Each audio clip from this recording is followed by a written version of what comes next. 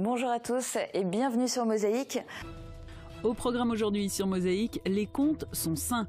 La situation financière de la communauté de communes de l'Albe et des Lacs a été présentée aux élus de la Casque en amont de la prochaine fusion de ces deux intercos.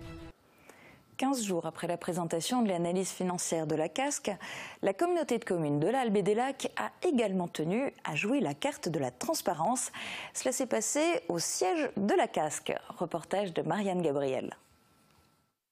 Avec la même approche d'analyse qu'avec la communauté d'agglomération Sarreguemines-Confluence, la situation financière de la communauté de communes de l'Albe et des Lacs se révèle tout aussi saine. Elle est située sur la zone des lacs, ça c'est hyper important. L'analyse des deux collectivités montre une volonté de gestion similaire, des charges et une fiscalité maîtrisée, un taux d'endettement faible pour la Casque et nul pour la communauté de communes de l'Albe et des Lacs.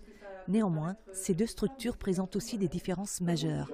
D'abord, en termes de fiscalité, la Casque est à fiscalité professionnelle, tandis que la CCAL est à fiscalité additionnelle. Il faudra voir comment assurer le besoin de financement de la nouvelle entité sans alourdir la fiscalité des ménages et sans creuser les inégalités fiscales. C'est obligatoire. Vous allez devoir revoir la politique d'abattement. Un chantier titanesque attend les élus dans la perspective de cette fusion. Outre la fiscalité, les élus devront se pencher sur les compétences, principalement la compétence économique, mais aussi, entre autres, la gestion des ordures ménagères, les transports, et ceci dans un délai relativement court.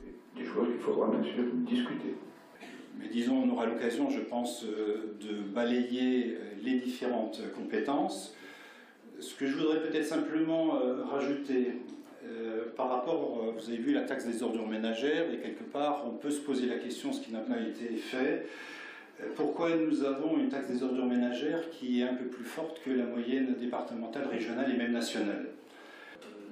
Cette première démarche de transparence voulue par les deux collectivités concernées démontre une volonté commune de travailler ensemble dans le souci de l'intérêt général, malgré le contexte forcé. Nous sommes où en termes de services rendus à la population? Voilà nos objectifs. Nous sommes là.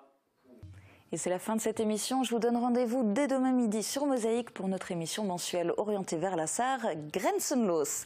Très bonne journée à tous, à demain.